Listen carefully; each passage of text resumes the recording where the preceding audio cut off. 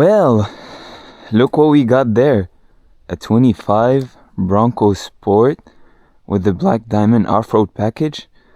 That's crazy. Oh wait, I've got the keys to the... Oh, that's interesting. Today we are reviewing the 25 Ford Bronco Sport with the black diamond off-roading package. In this review, I'll take you through a walk around. I'll take you through the inside of the car, and then we will go for a drive. That view is amazing.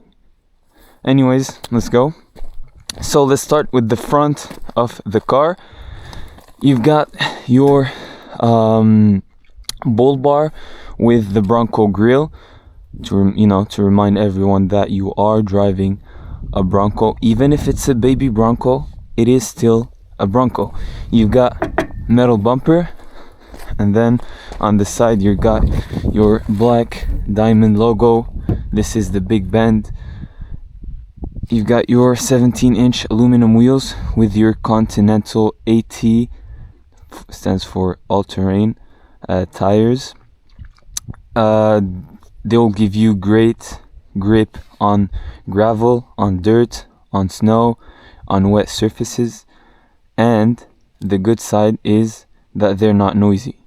They don't make a lot of noise, and you will see that.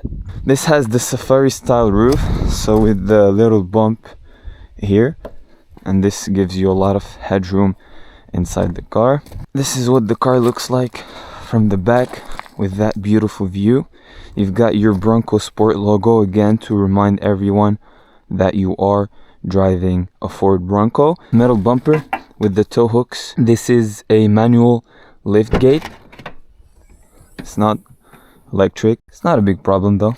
You've got a decent amount of storage, I want to say, even though this is on the smaller side, especially for the size of this vehicle.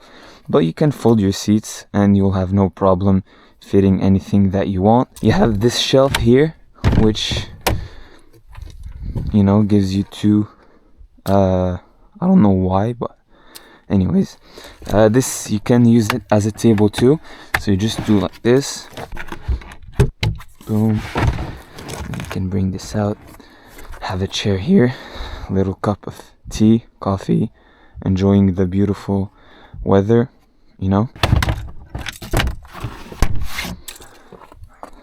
You can open the glass here if you need to reach out. You don't have to open the whole tailgate. So let's take a look under the hood. This is what the key fob looks like. It's a bit on the bigger side. You have your unlock, lock, remote start, and your alarm.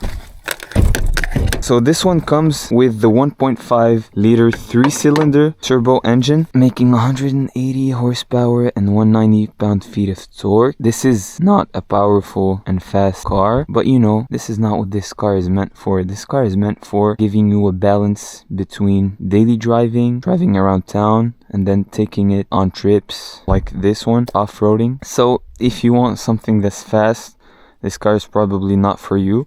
You might want to take a look at the 4-cylinder turbo version, because you can have it in a 4-cylinder turbo making 250 horsepower, so that might be a bit more interesting for you. Personally, I really like the 3-cylinder turbo. I think it sounds very interesting, and it is paired with the 8-speed automatic, which feels very smooth. Upshifts, downshifts. Let's take a look inside the car. Step in is very easy. Close the door. That feels solid. This is what the 25 Bronco looks like inside. I think it's very roomy, it's very welcoming, it's very big, and I like that. You got plenty of headroom, plenty of legroom. Steering wheel feels good.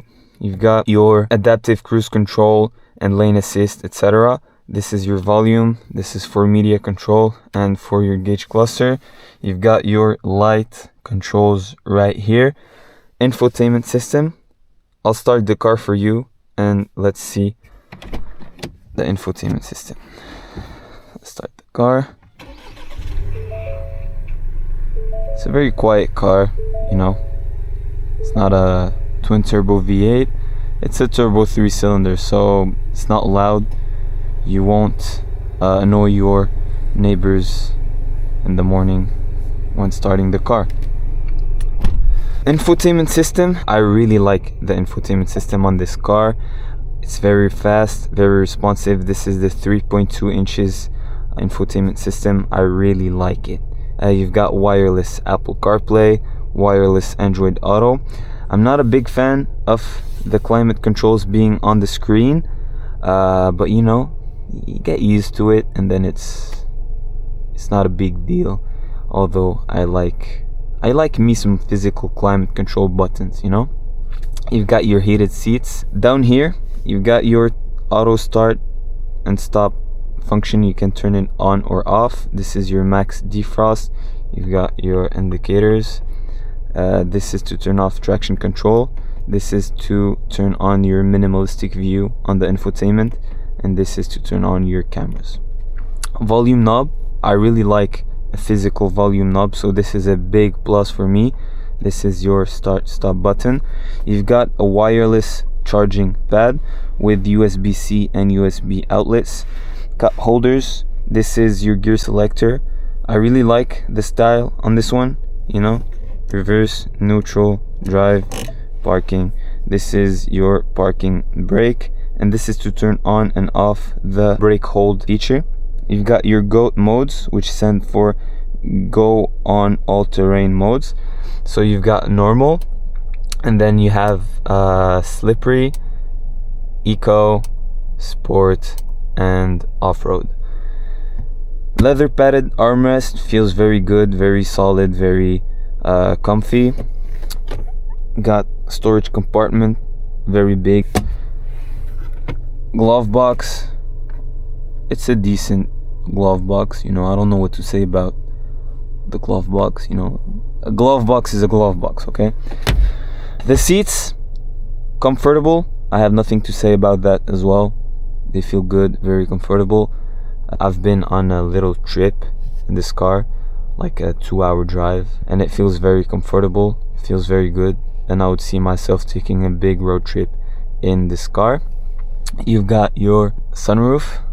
This is what the back of the car looks like. I had no problem fitting a child seat in here, and let's see how I fit back here with my own driving position. Now keep in mind that I am 6 feet on a good day. I'm actually 5'11", and this is how I fit with my own driving position. I do feel comfortable here, you know. I'm lacking a bit of legroom, but headroom is plenty. You've got your nice armrest here with cup holders. To be honest, I'd see myself taking a road trip with 4 adults in this car with no problem. Feels very comfortable. It's very roomy. You have a decent amount of storage. Pocket here as well, and here as well. I really like the overall rugged look and feel on this car. It's different. If you like off-roading, if you like going on trips, and you want something that you can, you know, take on trips on the weekends and then drive around town during the week to get to work or get anywhere you want, you know, it does a very, very great job. And let's take it for a drive. Okay, Ford, let's turn this off. We are in off-roading mode. Let's go.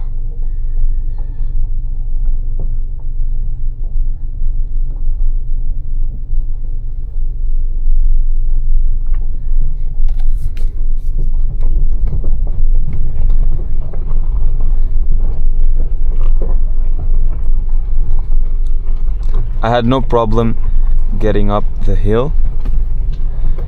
This car is very off-road capable.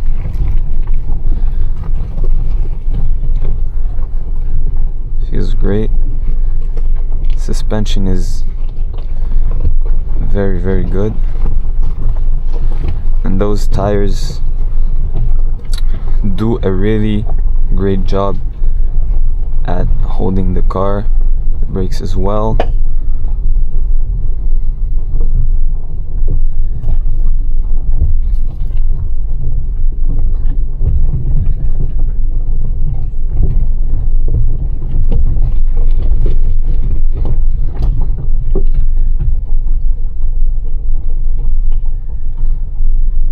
Man, the view is crazy.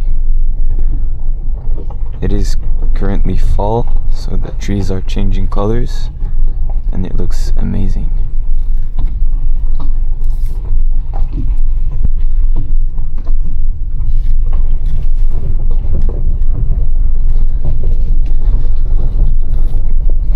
Yeah, that was a little view of the off-roading capabilities of this car. Suspension is good, tires do a really great job at gripping.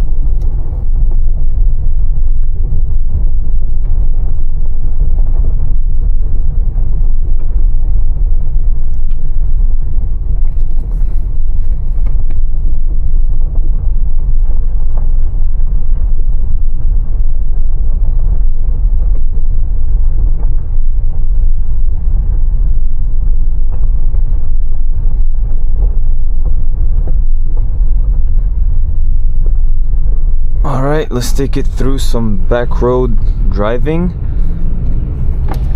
You know, if I have to batch the Bronco Sport, it would probably be on the over responsive throttle pedal, especially when you are cruising at low speeds, and the very touchy brakes at low speeds as well.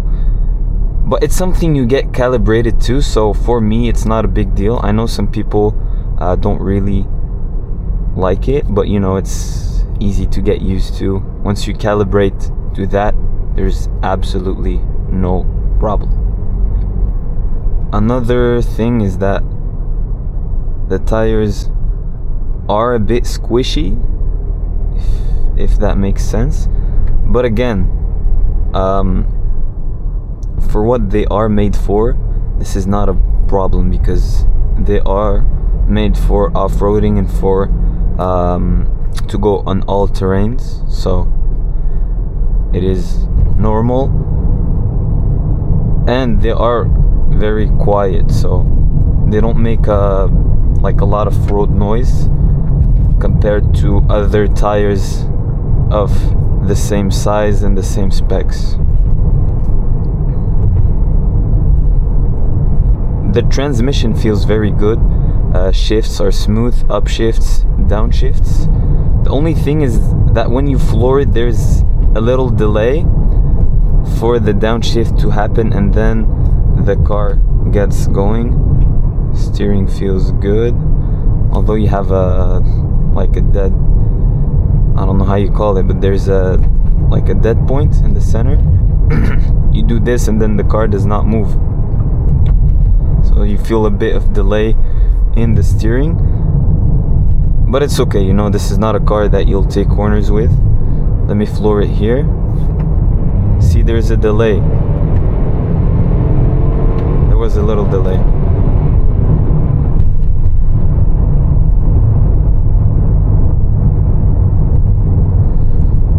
Obviously, this car will not throw you back in your seat. It's not a performance car. You know, it's a 3-cylinder turbo, so it is normal, but it's very economical. This is rated at 23 in the city and 26 on the highway. For a 3-cylinder turbo, you would expect better fuel efficiency, but you know, it's not bad at all.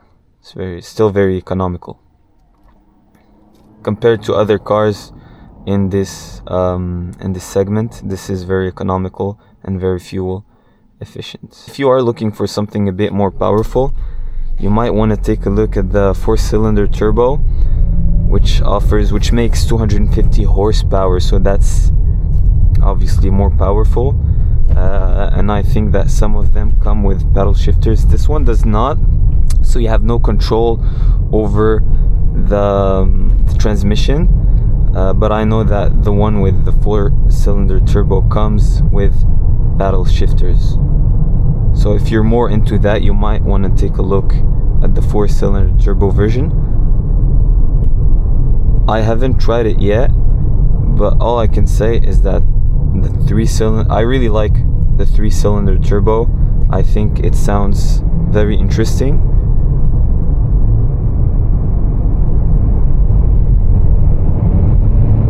Yeah, there's definitely a delay there, but it's okay, you know, this is not a performance car. We just saw how it performed in like in an off-road situation, and it was very, very good. I had no problem getting up and down that hill. And this, like in those environments, this is where this car shines. In such an environment, you know, you'll have pleasure driving the car. Let me throw it in sports mode. Eco Sport. So sport mode, it holds the gears for longer to give you more torque, obviously, and the throttle response is better. Just throw it back in normal.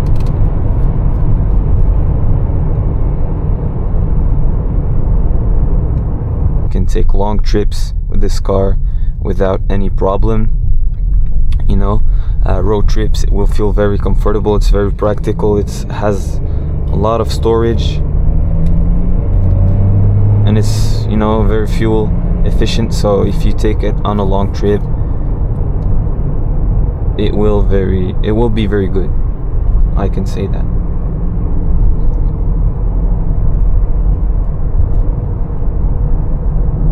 Let's see how this car performs in city driving.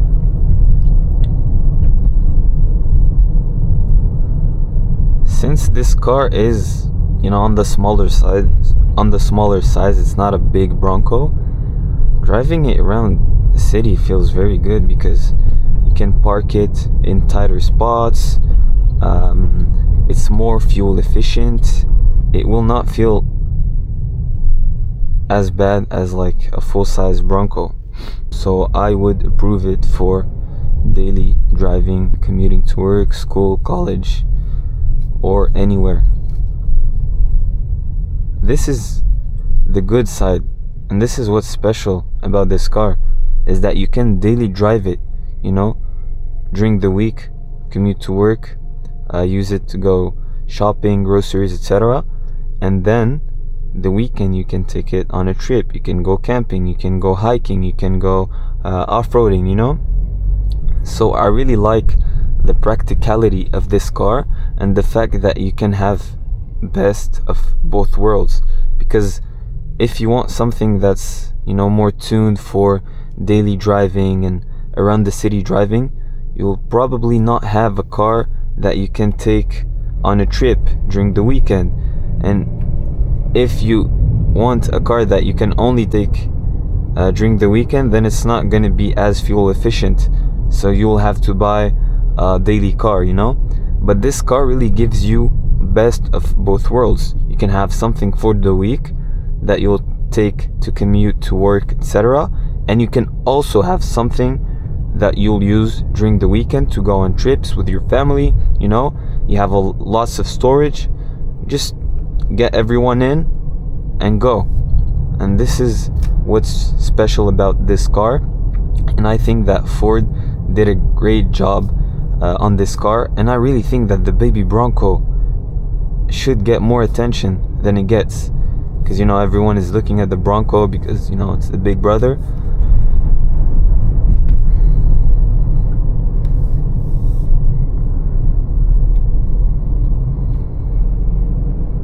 Alright, merging into the highway. I'm flooring it right now. So obviously, as you can see, it is not, you know, very fast, very powerful, but I had no problem merging into the highway. One thing I want to say is the ride quality is top notch. From all the cars that I have driven, this is one of the best. The ride quality is just, it's very good, you know. It's not too noisy in here. You can hold a conversation. You don't have to talk loud. There's no rattling, except the one coming from that shelf behind, which, you know, you can remove, so it's not a big deal. Other than that, this car feels amazing on the highway. Let's test the adaptive cruise control with the lane assist. Set it 105. Yeah.